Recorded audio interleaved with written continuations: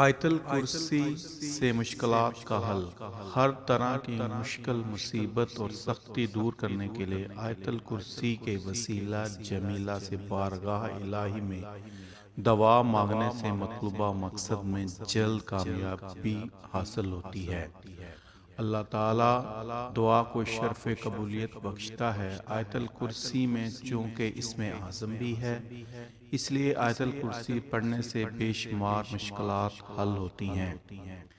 ایک حدیث قدسی میں آتا ہے کہ جو کوئی مصیبت اور سختی کے وقت آیت الکرسی اور سورۃ البقرہ کی آخری آیات مبارکہ پڑھے گا، اللہ تعالیٰ اس کی فریاد رسی فرمائے گا۔ سبحان اللہ۔ بسم اللہ الرحمن الرحیم۔